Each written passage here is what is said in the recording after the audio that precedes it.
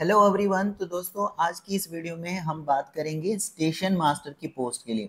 दोस्तों अगर आप स्टेशन मास्टर की पोस्ट के लिए अप्लाई करना चाहते हैं तो इसके लिए क्वालिफिकेशन क्या होनी चाहिए आपके पास, और साथ ही साथ दोस्तों आपकी एज जो है यहाँ पे क्या मांगी जाती है, मतलब एज क्या होनी चाहिए, सिलेक्शन प्रोसेस क्या रहता है, किस तरीके से आपको ये पोस्ट मिलती है, इन सारी चीज़ों के बारे में हम यहाँ पर इस वीडियो में डिस्कस करने वाले हैं। जैसे मेडिकल स्टैंडर्ड वगैरह क्या होता है, ये सारी चीजें हम यहाँ पे देखने वाले हैं।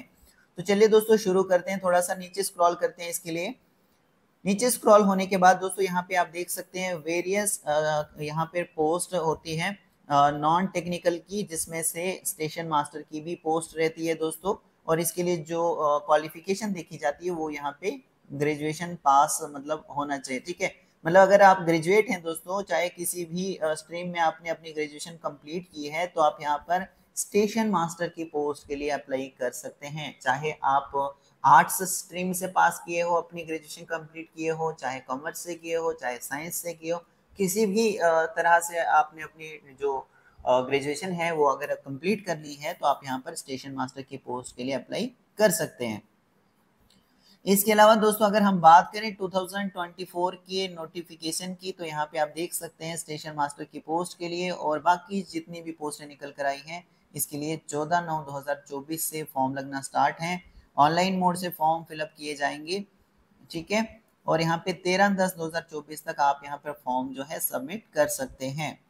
ओके दोस्तों, बाकी आपके फॉर्म में कोई मिस्टेक वगैरह होगी, उसको करेक्ट करना चाह रहे होंगे तो 16/10 से लेकर 25/10 तक यहाँ पे विंडो ओपन रहेगी। तो आप यहाँ पर अपना जो फॉर्म है उसको ठीक कर सकते हैं। उसमें जो भी आपको मिस्टेक लगा है उसको आप करेक्ट कर सकते हैं। अब देखिए यहाँ पर हम स्पेशली बात कर रहे हैं स्टेशन मास्टर की पोस्ट के लिए, तो सारी चीज़ें स्टेशन मास्टर के रिलेटेड ही हम यहाँ पे देखेंगे। इसमें मेडिकल स्टैंडर्ड क्या देखा जाता है, किस तरीके का यहाँ पे प्रोसेस रहता है सिलेक्शन का, आपको कैसे ये पोस्ट दी जाती है।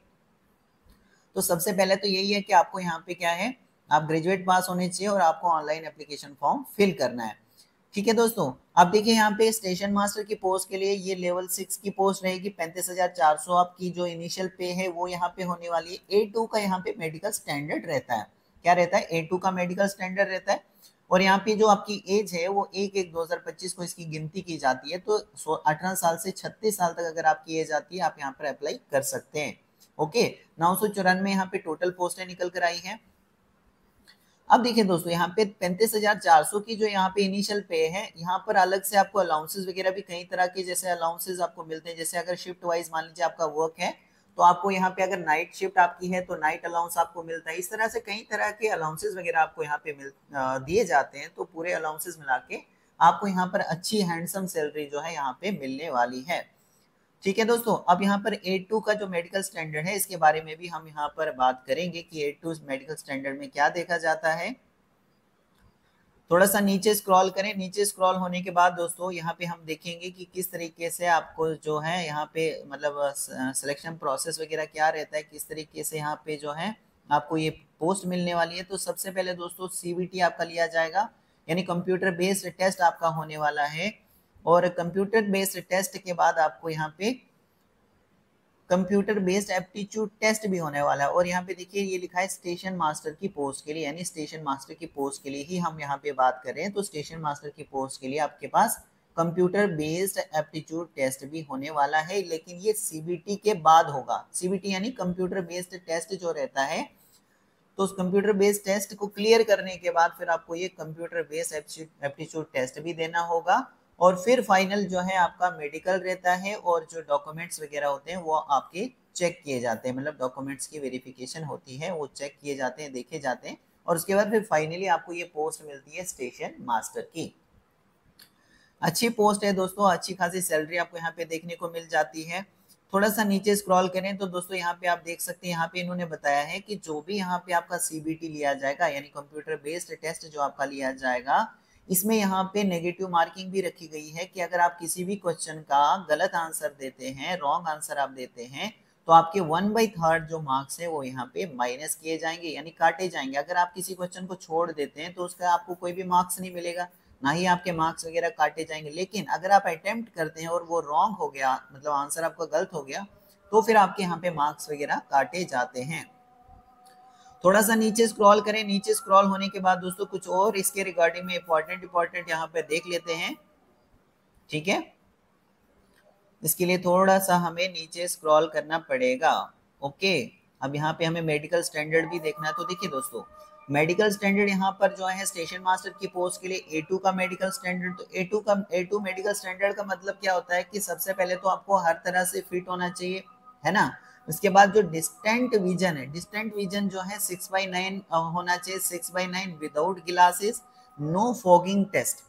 ओके, तो ये यहाँ पर 6/9 विदाउट ग्लासेस यहाँ पे बताया गया है डिस्टेंट विजन में। और नियर विजन की बात करें तो SN 0.6, SN 0.6 विदाउट ग्लासेस होना चाहिए। एंड आपको जो टेस्ट है कलर विजन का, बाइनोक्यूलर विजन का, नाइट विजन का और मायोपिक विजन का जो टेस्ट है ये आपको क्लियर करना है। समझ में आ रहा है ना। तो ये आपको क्लियर करना है, मतलब यहाँ पर जो है ये जरूरी है दोस्तों, ये मेडिकल स्टैंडर्ड जो है, क्योंकि देखा जाता है जब आपका CBT वगैरह क्लियर हो जाता है तो लास्ट पर ये मेडिकल स्टैंडर्ड देखा जाता है।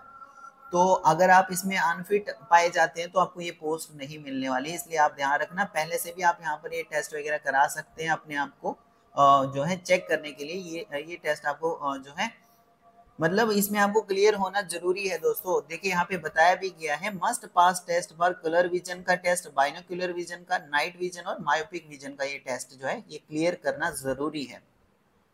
बाकी अलग अलग पोस्टों के लिए अलग अलग यहाँ पे मेडिकल स्टैंडर्ड है। तो मैंने यहाँ पे स्पेशली बात की A2 का जो मेडिकल स्टैंडर्ड यहाँ पे स्टेशन मास्टर की पोस्ट के लिए है, तो वो हमने यहाँ पे बात की। उसके बाद यहाँ पर जो है यहाँ पे बताया गया है candidate who have undergone LASIK surgery या any other surgery procedure to correct refractory error. तो यहाँ पे बताया गया है कि वो कैंडिडेट्स जो जिन्होंने लेजिक सर्जरी कराई है या अदर कोई भी सर्जरी यहाँ पे कराई है रिफ्रैक्टरी एरर को करेक्ट करने के लिए, तो वो यहाँ पे एलिजिबल नहीं है for the post having medical standard A2। तो स्पेशली यहाँ पर जो है ये बताया गया है, जैसे स्टेशन मास्टर की पोस्ट के लिए क्या है A2 का मेडिकल स्टैंडर्ड है ना, तो यहाँ पे क्या बताया इन्होंने कि वो कैंडिडेट्स जो यहाँ पे लेजिक सर्जरी जिन्होंने कराई है या कोई और सर्जरी कराई है रिफ्रैक्टरी एरर को करेक्ट करने के लिए, तो वो यहाँ पे एलिजिबल नहीं है for the post having medical standard A2, यानी स्टेशन मास्टर की पोस्ट के लिए फिर वो कैंडिडेट्स एलिजिबल नहीं है। इसलिए यहाँ पर ध्यान दीजिएगा, मैं बार बार आपको इसलिए बता रहा हूँ दोस्तों ताकि आपका जो डाउट है ना वो ना रहे यहाँ पे किसी चीज को भी लेकर। थोड़ा सा नीचे स्क्रॉल करते हैं, नीचे स्क्रॉल होने के बाद देखिए यहाँ पे सभी कैंडिडेट अप्लाई कर सकते हैं, ऑल इंडिया लेवल से सभी कैंडिडेट जो है अप्लाई कर सकते हैं, चाहे फिर किसी भी UT से आप बिलोंग करते हो, किसी भी स्टेट से आप बिलोंग करते हो। आपकी क्वालिफिकेशन और एलिजिबिलिटी क्राइटेरिया को अगर आप फुलफिल करते हैं तो आप यहाँ पे अप्लाई कर सकते हैं, कोई प्रॉब्लम नहीं है। एज लिमिट में यहाँ पे कैटेगरी वाइज बताया है, जैसे यहाँ पे बताया कि जो जिनकी एज 18 साल से 36 साल तक आती है वो यहाँ पे अप्लाई कर सकते हैं। और यहाँ पर जो है कैटेगरी वाइज बताया है कि अगर अनरिजर्व से आप आते हैं, अनरिजर्व और EWS कैटेगरी से आप आते हैं तो 2/1/1999 से पहले का आपका जन्म नहीं होना चाहिए। OBC नॉन क्रीमी लेयर में आते हैं तो 2/1/1986 से पहले का आपका जन्म नहीं होना चाहिए। और SC ST कैटेगरी से आप आते हैं तो 2/1/1984 से पहले का आपका जन्म नहीं होना चाहिए। और इसके अलावा फिर यहाँ पे बताया गया है सभी कैटेगरीज के लिए कि 1/1/2007 के बाद का आपका जन्म नहीं होना चाहिए, तभी जाकर जो है आप यहाँ पर अप्लाई कर सकते हैं इन पोस्टों के लिए। तो आप देख लीजिएगा। बाकी यहाँ पे अगर आप कोई किसी कैटेगरी में बिलोंग करते हैं जो यहाँ पे मेंशन की गई है तो आपको रिलैक्सेशन देखने को मिल जाएगा। जैसे OBC नॉन क्रीमी लेयर वालों को 3 साल का रिलैक्सेशन है, SC ST वालों को 5 साल का रिलैक्सेशन है। और इसी तरह से फिर PWD अनरिजर्व EWS वालों को 10 साल का रिलैक्सेशन है। PWD OBC NCL से जो आते हैं 13 साल का रिलैक्सेशन है। PWBD से जो SC ST में जो आते हैं 15 साल का रिलैक्सेशन है।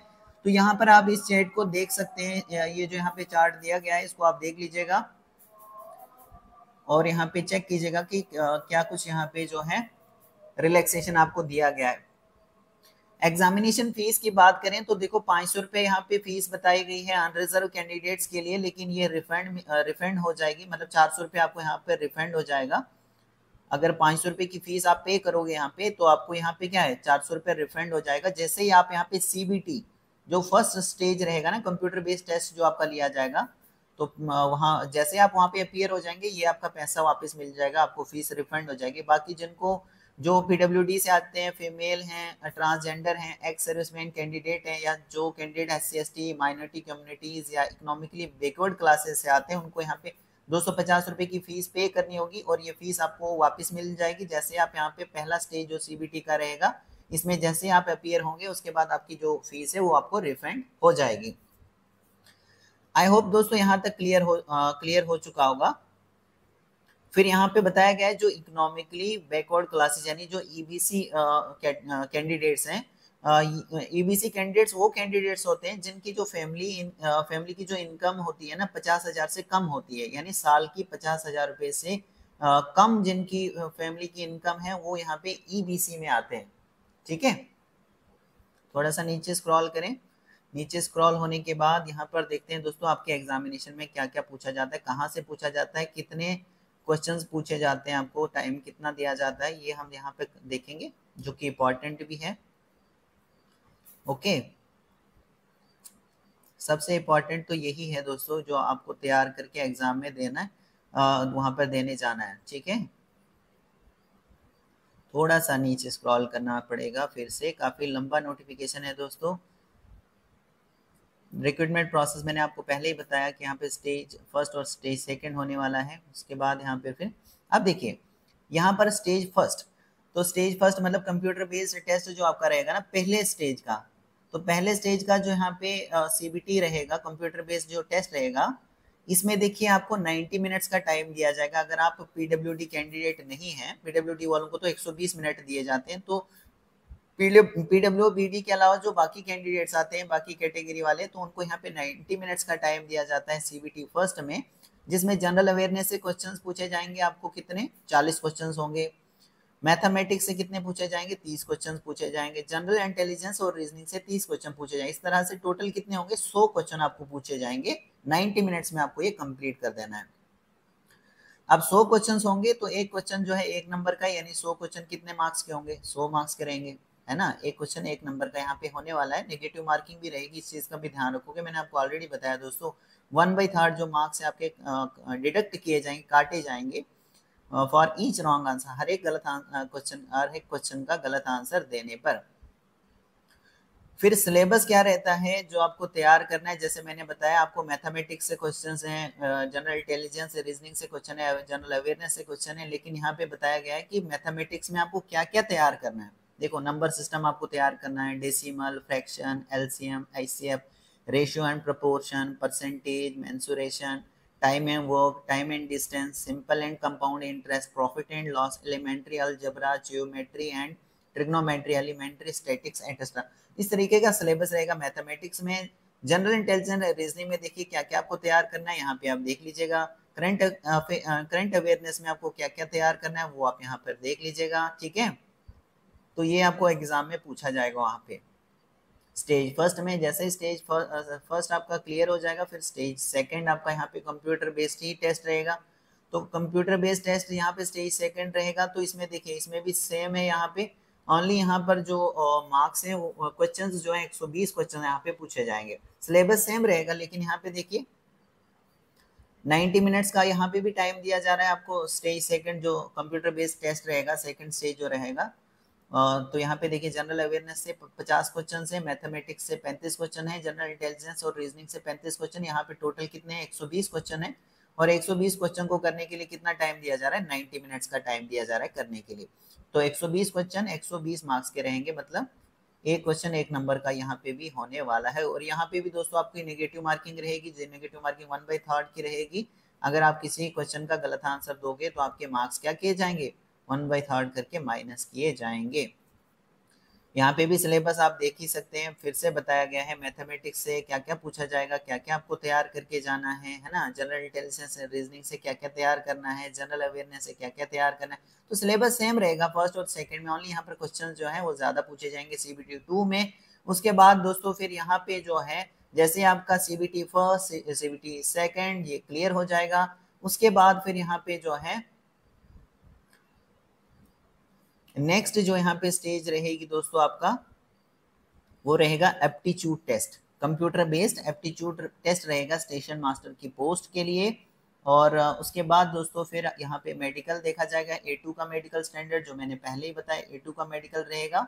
A2 का मेडिकल स्टैंडर्ड क्या होता है मैंने आपको बता दिया, उसमें क्या क्या देखा जाता है। और उसके बाद फिर आपके डॉक्यूमेंट्स वगैरह चेक किए जाएंगे, उनकी वेरिफिकेशन होगी और फाइनली फिर आपको यहाँ पे पोस्ट मिलेगी कौन सी, स्टेशन मास्टर की।